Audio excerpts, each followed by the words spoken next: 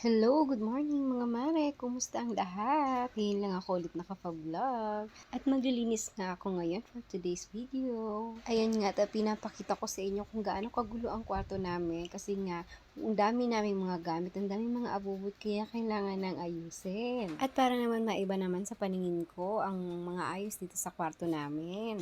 Kaya naman pinapakita ko muna sa inyo ang mga magugulong gamit namin bago nga ako magsimula. At susubukan ko nga kung may magbabago talaga, charis. At ito na nga, isinimulan ko na sa pagtutupi ng mga kumot at pag-aayos nga ng mga unan. Kasi nga ilalabas ko yung kama sa labas para naman malinisan yung mga alikabok sa ilalim ng kama. At isusunod ko na nga, alisin nga yung kama at aalisin ko na nga din yung cover niya para malinisan at mapalitan din ng bago. At may banig nga pala sa ilalim ng kama. Yan na din kasi yung ilalagay ko sa ilalim para hindi naman kaagad madumihan yung kama namin. Paano ba naman kasi ako, ang bilis kong mangati kapag ang kama ay madumi na kaagad. Ewan ko ba, hindi naman ako kutis mayaman, bakit napaka-sensitive ng katawan ko? O baka naman kasi dala na to ng panganganak ko sa pangalawa kong anak. Kasi simula mga mari, nung nanganak ako sa pangalawa ko, lagi na lang ako nangangati kahit naglilinis naman ako araw-araw ng mga hinihigaan namin. Kaya nga simula nga noon, lagi na lang ako nangangati at lagi na lang tuloy ako may mga bagong sugat sa aking katawan. At maibalik ko na nga mga mare sa paglilinis ko. Ito nga at isinunod ko na nga yung pagwawalis. Kasi simula nung naglinis ako nung last week, ngayon nga ako ulit nakapaglinis. At isinunod ko na nga yung pag-usog ng drum tapos ng mga Jorabox. Ay naku, kung nakakapagsalita lang talaga itong mga Jorabox na to, sasabihin na nilang saan na ba talaga kami puposisyon. Saan na ba talaga kami lulugar? Kasi sa totoo lang mga mare, kung saan ko na nga talaga linalagay yung mga Jorabox namin. Kasi hindi nga ako makomportable kung saan talaga sila ilalagay. Kaya for dahilan na naman ng person, kahit nga mabibigat mga mare, kinakaya ko para maging maayos naman ang kwarto namin at maging maganda ang sa paningin ko. At pagkatapos ko nga mga mare hilain yung mga Jorabox, unahin ko muna nga yung electric pan namin kasi sobrang kapal na nga ng alikabok sa taas at pwede na nga ipulbos. Kaya naman nga mga mare, naglagay na nga ako ng face mask kasi yung ilong ko lagi nangangati, sensitive yarn, guys. Ayan na nga mga mare, at sisimulan ko na nga ang pagtatanggal ng mga alikabok sa taas, pero inalis ko muna nga yung kuryente at mahal ko ang buhay ko mga mare. At syempre, inalis ko muna nga pala mga mare yung takip ng electric pan at yung LEC.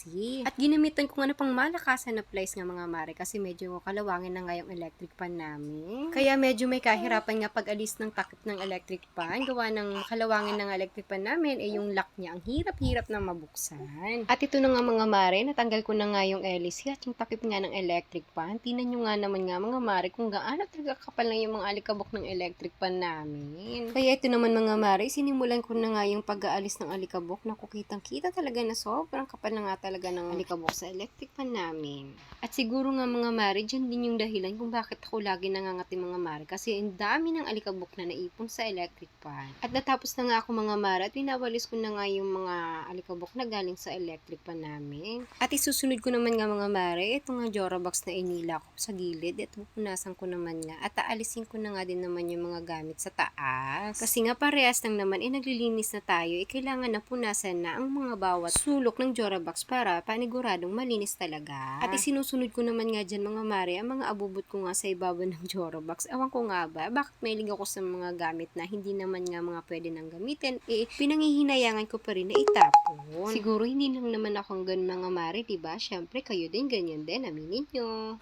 At isinunod ko naman nga dyan mga mare ang pagmama para paniguradong malinis ang sa ilalim na paglalagyan ng Jorabox. Syempre mga mare, hindi naman mawawala yung pagmamap na yan kasi syempre kung maglilinis tayo, dapat paniguraduhin nating malinis talaga ang sahig na paglalagyan ng mga gamit natin. Kaya naman nga mga mare, for the healer naman ang person. At habang ako naman nga nag-iisip pa kung saan ko na naman nga ilalagay itong isang Jorabox ko mga mare, pinunasan ko muna nga. Kasi mas dito talaga ako nahihirapan mga mare kung saan ko nga ba talaga ipapwesto itong Jorabox na to. Ewan ko ba, dalawa lang naman ang Jorabox namin dito sa kwarto, bakit ako hirap na hirap kung saan ko sila ilalagay? At ito na nga mga mare, napagdesisyonan ko nga yung drum ko, ilagay ko na lang ulit dun sa tabi ng Jorabox namin maliit. Bali dyan nga talaga yung nakalagay mga mare nung unang pinakita ko sa video, pero ibinalik ko nga siya ulit. Para nga may mapaglagyan ako ng gatas at mga tubig ng anak ko. Kaya ayan, parang wala naman nagbago sa ayos ko, pero okay lang kasi nalinisin yung sa ibabaw. Isinunod ko naman nga pala mga mare, yung mga gamit dun sa tabi ng bintana bintana namin. Dahil dun ko nga naisipan mga mare, ilagay yung Jorabox kong brown. Kaya, for the linis na naman ako, syempre. At ayan na nga, tinusog ko na nga yung Jorabox mga mare. Diba, ang lakas-lakas ko. Hindi may mga gamit pa nga yan sa loob mga mare. Hindi ko nga tinanggal. At dito naman nga mga mare, ito yung nasa kabilang side mga mare, sa tapat ng pintuan namin. Ganyan nga, kadami mga gamit namin mga mare. Kaya minsan, pag naglilinis ako, minsan hindi ko na-appreciate. Kasi sa dami ng gamit, parang